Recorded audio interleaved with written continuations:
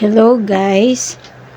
For today's video, samahan niyo po ako sa aking pagpapacheck up sa NKTI. New patient po ako.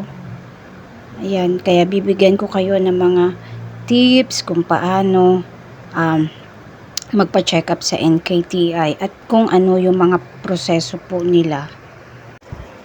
Nakarating na nga po kami sa NKTI. Kung makikita nyo po ay kukonti pa lang ang mga tao. 5:11 ng umaga po kami dumating. Ayan, may nakahiga pa. Kasi yung mga iba kasi galing pa yan sa ibang lugar. Yung iba dyan na natutulog. Maaga po kaming umalis para hindi kami matraffic. Kasi malayo pa ang pinanggalingan ko. Galing pa po ako ng Rizal. And then, sa mga viewers po pala, sa mga gustong magpa-appointment sa NKTI, kailangan nyo lamang po na mag-text sa kanilang Viber para magkaroon kayo ng appointment.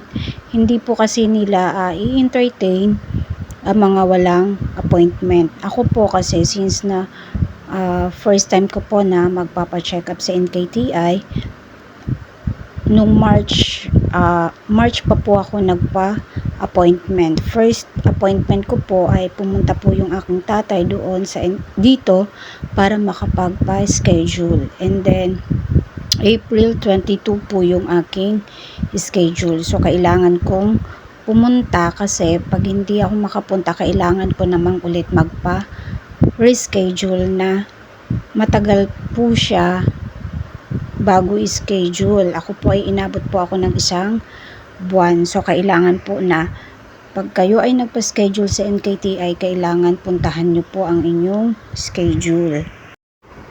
Ayan, dumadami-dami na po ang mga tao kasi ang registration po mayroon pong oras. Yung sa akin po, alas 10 po yung registration. So, mamaya pa po ako tatawagin. Uunahin muna yung pang alas 9 na magre-register, and then bibigyan kayo ng numbers, and then yung number na yun ay ito pa pala, ito po ay yung pagtawag po nila ay depende kung ano yung ipapa-check up mo, kung ikaw ay internal medicine, kung ikaw ay sa gastro, kung ikaw ay pedia, kung ikaw ay post or wino-workout na transplant. Ako po kasi first time ko na sa general nephrology po ako. Wala pa akong doctor. So, mamaya pa po ako tatawagin. Alas 10 pa po yung registration. Marami na pong nagsisidatingan. 400 po ang kanilang i-cater. Yun po lahat yung mga nagpa-schedule sa kanila. Hindi ako gaanong nag-video kasi may nakalagay doon na bawal po mag-video. Nahihiya naman po ako, baka po ako ay sitahin. Ayan, sana po sa mga gustong magpa-schedule sa NKTI, ayan, magpa-schedule po muna kayo. Ilalagay ko po yung number kung paano po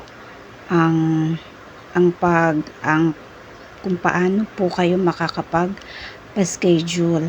Ayan, yung sa amin pala, yung sa General Nephro ko, sa General Nephro, kami po yung pinakalas na tinawag. Kasi kami yung may pinakamadami. Bali, mayroon kaming 3 color.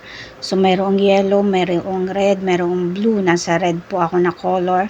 Ako po yung una na tinawag doon sa red color. So, after nun, kasi first time kong patient, nag-fill up muna ako ng form at saka binigyan ako ng booklet, and then after nyan tatawagin ako kung nandiyan na yung aking nephro. Yan, akala ko nga inaasahan ko na mamaya pa ako tatawagin, pero mga bandang 1:30 tinawag na po ako. Yan, luckily tinawag na po ako. Kala ko nga mamaya pa ako kasi kami yung last na tinawag.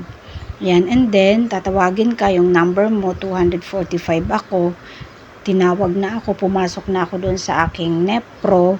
And then yun, in-interview na ako ng aking nepro kasi ang concern ko is yung aking fistula. So nagbigay sila ng referral para sa vascular ko o yung sa fistula ko. So kailangan ko pa ulit magpa-appointment. And then after nyan, sabi ng nepro ko, kailangan kong pumunta muna sa dietitian. Yan, para bigyan ako ng kung ano yung mga bawal at kung ano yung mga dapat kinakain ng isang dialysis patient. And then after nga niya, nung nasa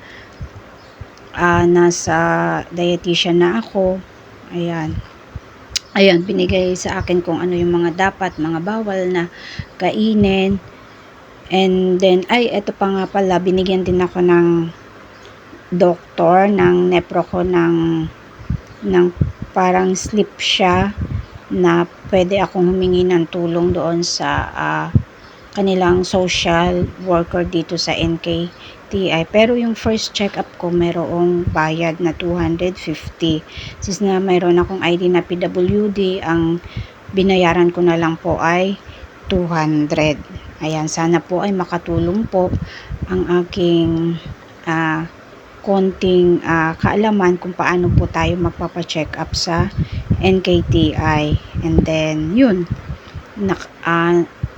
maaga kaming nakauwi kasi yung mga iba kasi nagkukwento sa akin nung last yung kasamahan ko din doon sa dialysis na ano oras na daw sila na check up, parang 4 o'clock na daw sila na check up. So expected ko na ganun yung magiging oras ko rin kasi nga pinaka-last yung tinawag na general nepro at natapos po yung aking check up na mga bandang 2:00 o wala pang 2:00.